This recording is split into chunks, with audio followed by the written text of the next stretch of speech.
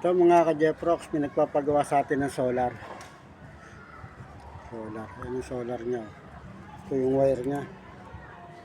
Yan.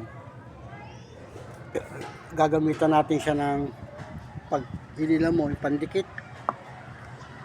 Tapos panglinis ng soldering gun. Ito. Panlinis. No? Ito yung panlinis niya. Yan. Ito yung pandikit. Tapos ito naman ang hihinangin natin. Ayan. Didikit natin ganun yan. No? Didikit natin ganun. Titibayan na rin natin. No? Okay. Saan pa si Junjun? Wala nakita. Adyan lang yung baka na doon kila ano. Ayan. Hinangin natin yan. Kukuha lang tayo ng holder. Ito.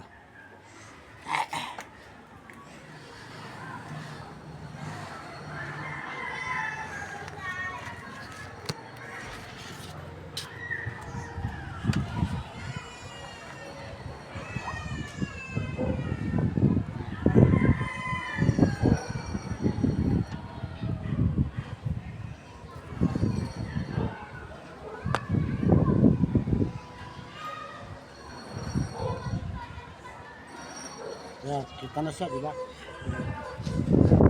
At syempre, babalatan natin. Para dumikit. Kailangan natin siyang balatan ko.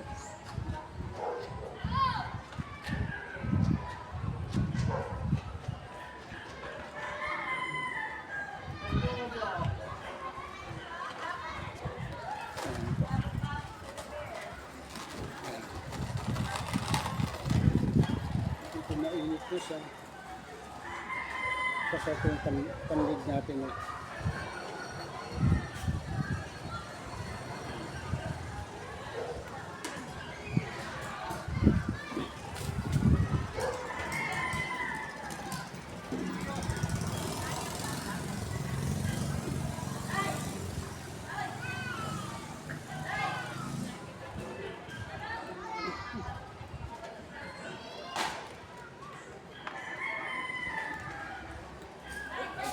Good.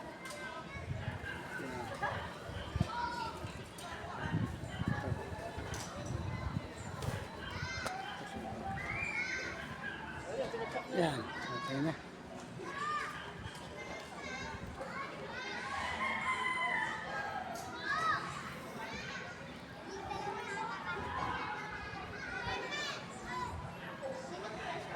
Ganyan lang pagiging ng mga ka-Jeprox. Halagyan mo naman palaman muna. Pag may palaman na siya, at saka mo siya ilalagay yung wire mo. Ayan, diba? Palaman na siya.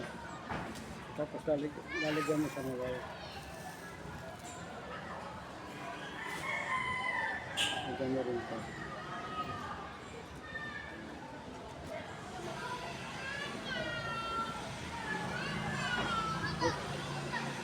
Pwede mo na siya idikit dyan yan.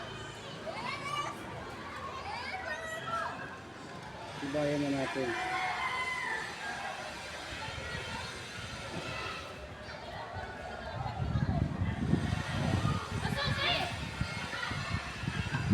Ito yung kabila. Hinangin na rin natin. Para ibay.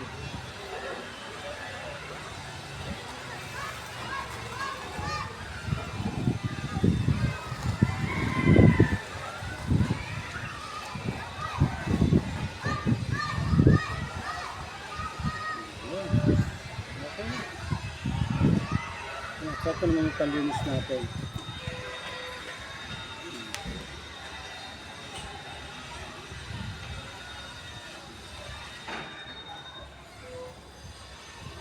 Kasi pag malinis yan, maganda dikit. Diba? Ganun lang yan. Okay, thank you mga ka-Jeprox. Sana may natutunan kayo sa aking vlog. Pero kailangan nyo gumamit ng paste. Ito. Pandikit ko eh. Okay.